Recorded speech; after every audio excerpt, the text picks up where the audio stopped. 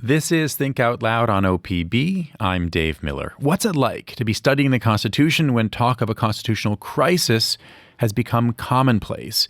What are the challenges of preparing for a civics competition when basic issues like citizenship or the separation of powers or fundamental rights seem more in play now than they've been for generations? These are some of the questions for the members of the Constitution team at Portland's Grant High School. The school has been a national powerhouse in the competition for years now. In fact, they've won the We the People Championship 4 times in the last dozen or so years, and they aim to do it again this year. They won the state title earlier this year, and they're going to compete in the national competition next month. I'm joined now by 2 members of the team. Sophie Durocher and Caspian Green are both seniors at Grant. Angela DiPasquale is a social studies teacher at the high school and the team's advisor. It's great to have all 3 of you on the show. Thank you for having us. Yeah, thank you. Caspian, first, can you describe the way this competition is set up, the format of this competition? Yeah, so it's set up like a congressional hearing where we have, we're given 2 or 3 questions in advance where we prepare a 4-minute statement. And then after that statement, we get follow-up questions about various constitutional principles. And the questions will differ depending on which quote-unquote unit we're on. And who's asking you these questions? Various judges. We've had some people from, I believe, the Oregon Supreme Court, but I'm not fully certain, as well as various like district court judges and various lawyers. Sophie, what interested you in the Constitution team? If I'm being honest, the thing that initially drew me to Constitution team is the musical Hamilton. That kind of sparked my interest in U.S. history. And then I really enjoyed learning about U.S. history last year in high school. And I knew that I wanted to learn a lot more. And I thought that Constitution team would be a way to engage with it a lot more directly. And it also was a great way for me to understand it, I think, more deeply, perhaps, than some of my other classmates in regular government class. Hamilton came out, 10, 12 years? I forget when. It came out in the early 2010s? Yeah, 4th grade was when I started thinking about Constitution team. Whoa. Literally, so Hamilton came out, you were in 4th grade, and you said, when I want to be on the Constitution team? Yeah. Am I right that you partly chose Grant High School because of its Constitution team, that you had the choice to go to Franklin, and you said, I want to do Grant partly because of this? Yeah, that's correct. My mom told me about how the Grant had a really good Constitution team, and they often get to compete on the national level. And I was like, that sounds like something I want to do. Caspian, what about you? Why'd you want to be on this team? Well, I've always kind of like been into the news. Hamilton was also pretty helpful. But I joined the Grant mock trial team sophomore year after taking the class freshman year. And I really enjoyed doing that and learning about the law and getting to argue, especially for the defense side. And so that really helped me get with like a legal community. And then from there, the logical next step was Constitution team. Angela, how would you describe your role as advisor? It is multifaceted. Early on in the year is preparing students with the basics and doing kind of upfront teaching. And then as we get in to the year and get into the questions, my role is to really work with the groups within the classroom in relationship to the questions that they're being asked. So I help support them in their research. We discuss some of the issues and how to approach some of the questions, and facilitating conversations and kind of managing the entire team. Is we have a lot of activities in addition to just the classroom. So we practice outside of class as well. Sophie, can you give us a sense for the questions that you worked on for the state championship? Yeah, for sure. Our first question was on executive power. Specifically, it was in relation to the Supreme Court case, Youngstown-Sheehan Tube. And that was about an executive order that President Truman issued during the Korean War. And so we learned a lot about executive orders, which are actually very relevant with President Trump issuing a lot of executive orders. So we learned a lot about that. And Also, our second question was on the amendment process and amending our Constitution and how we interpret the Constitution, if we should interpret it as originalists or as living constitutionalists. How did you approach that first question about executive authority, executive actions, in light of everything that's happening right now? I guess I'm wondering how much you think of this as about learning history and how much it's about making sense of what's happening literally today. Yeah, I think it's definitely a combination of both. Like, we had to learn about the history, like what even really is an executive order. When did they kind of start happening more? Because presidents have been issuing like proclamations for a while, but executive orders, they're kind of a different nuanced thing. And executive agencies and how the president is involved with those, and also impoundments when the president is withholding funds that Congress has appropriated, like that process. So those are all things that throughout history have kind of functioned in the way the Constitution tells them to up until now. And so it was very interesting. Like, we would talk about an executive order from like 70 years ago, and then we would be like, and now here's what's going on with executive orders now. Here's why it's different. Here's why it's kind of getting confusing. And here's how impoundments have been. Here's how the Constitution tells them that they're not really allowed. And then here's what's going on now with President Trump. Caspian, what about you? What were you researching for the state championship? Yeah, so our first question was on protest rights and various forums. It was kind of aimed towards like whether or not the internet counts as a forum, but that one has been pretty much answered, though the court has taken some more nuance recently. So it kind of expanded to just general protest rights and rights in different forums, because there's traditional public forums, and then there's limited public forums, there's designated public forums, and then non-public forums. And your speech rights are completely different for all four. And then there's our second question was on AI and privacy, which was my favorite question so far, which was about what rights you have when third-party contractors, specifically like AI databases, give that data up to the government.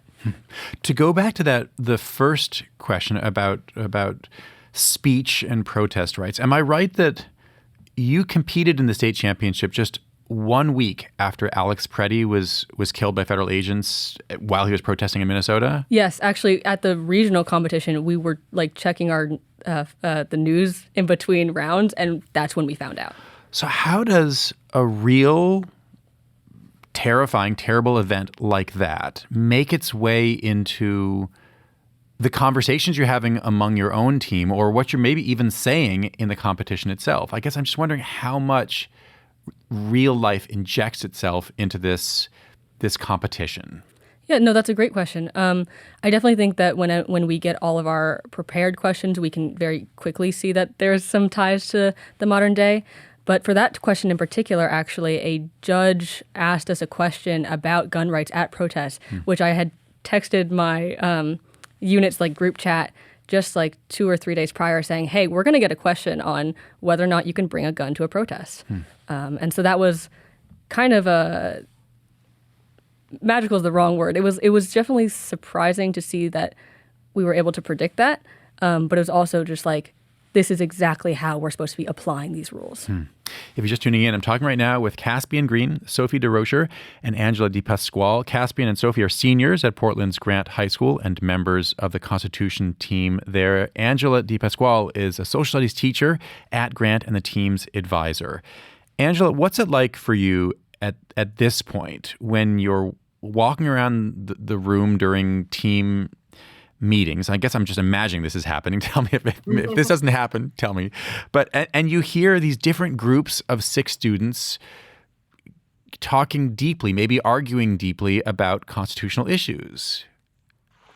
Well, as an educator, it's a dream. It's something that I wish every student in the United States had the opportunity to participate in, because the way that they develop their ideas and their critical thinking is so powerful.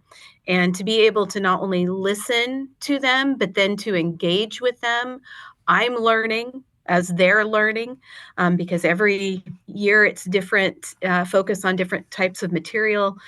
So it's really exciting and it's really informative. And to watch a student's growth over the year, I would say is magical, because students become so deeply invested, and just being able to just kind of talk about these issues and what do students think. And because it's important, they're going into next steps, phases of their lives, and going to be speaking to new and different people all over the country, and we'll be able to carry this with them.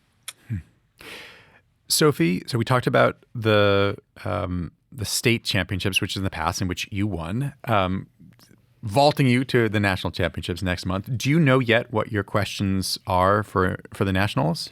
Yeah, we do. For nationals, we actually have 3 questions. Our first one is about the Electoral College and kind of like how it was intended by the founders, how it's developed today, and if we think that we should transition to the National Popular Vote Interstate Compact. Our second question is about political parties and kind of specifically like tensions between them and why America developed to be a 2-party system, and if we think that ranked choice voting would help eliminate the issue. And our third question is about voting discrimination by race, what the Supreme Court and Congress's power is through the 15th Amendment, and also how Shelby County v. Holder, the 2013 Supreme Court decision, impacted voting rights, and if we should look at impact or intent.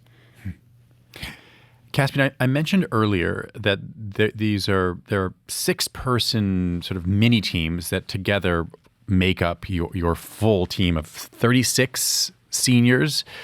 What's it like? How do you navigate when there are different ideas about how to build your case, how to structure arguments, how to respond to potential questions? 6 people could have 6 very different ideas about how to do things. Well, how we navigate that is arguments all the time. And they're good, they're respectful. I mean, we always are able to like work together as a unit again. I know my unit in particular, Unit 5, we have a whole swath of personalities and opinions. And it's actually been really good because we've been able to challenge each other on the constitutional principles because we just like genuinely disagree. And then we also talk a lot with the other units too, who all have different disagreements on different subjects, and then they have valuable information that they can share with us, and we have valuable information to share with them. Sophie, just today, the Supreme Court ruled that Colorado's law banning so-called conversion therapy is unconstitutional. Tomorrow, the High Court is going to hear oral arguments in one of the biggest cases of the year, one of the biggest cases in a number of years. It's about birthright citizenship and the Trump administration's efforts to get rid of that through executive order. Has being a member of this team changed the way you follow or understand these kinds of issues? Absolutely, yes. I follow them much more closely now. In fact, I've listened to the oral arguments for at least 2 Supreme Court hearings so far. Probably I will listen tomorrow because I think listening to them is really helpful for my understanding of them. I've been turned on news alerts on most of my news, so just this morning I woke up and I saw the notification about the Supreme Court ruling. I was like, oh wow, this is going to be big. And yeah, I definitely think that I also understand it a lot better. Like sometimes I'll be looking into a Supreme Court case and I'll see the question at the top and I'll be like, I know what they're talking about. I know what constitutional principle they mean when they're talking about the very specific like clause in Article the First Amendment. Like I can understand it more and I can engage with it more. Angela, what are you hoping overall that your students will take away from this experience? I would say a lifelong desire to continue learning always, and having conversations, even difficult conversations with people that they encounter. So I think that helps us grow at the end of the day. Even if we disagree, there is room for that compromise, that building that consensus. I know that these students will take with them all that they've learned this year and keep building on that. And they're going to be great citizens in our democracy. They're going to be voting. They're going to be, involved in their communities. And I take a great deal of pride. I'm proud of each and every one of them. And I'm proud of them, year after year, to see them kind of go off and make their own way. And, not all students go into law, not all students become lawyers or political scientists, but this background really helps students to better understand our country, and I think ultimately will help us steer it in a good direction in the future. Angela, Caspian, and Sophie, congratulations and best of luck in the Nationals next month. Thank you for having us. Thank you so much. Thank you so much. Angela DiPasquale is a social studies teacher at Grant High School and the advisor of the school's Constitution team. Caspian Green and Sophie Durocher are both seniors at the school and members of the team. They're going to be taking part in the national championship along with Lincoln High School from Portland as well next month. Tomorrow on the show, the OHSU scientist Kent Thornburg says it's time to change the way we think about chronic disease. He wants us to take the long view, the 100-year view that incorporates the intergenerational effects of stress, nutrition, and environment. Our production staff includes Malia Fass, Rolly Hernandez, Gemma DiCarlo, senior producer Allison Frost, and managing producer Shiraz Sadiq. Nalene Silva and Layla Isbell engineer the show from the Gert Boyle studio. Our technical director is Stephen Cray, and our executive producer is Sage Van Wing. If you don't want to miss any of our shows, you can listen wherever you get your podcasts. Our nightly rebroadcast is at 8 p.m. Thanks very much for tuning in to Think Out Loud on OPB and KLCC. I'm Dave Miller. Have a great day.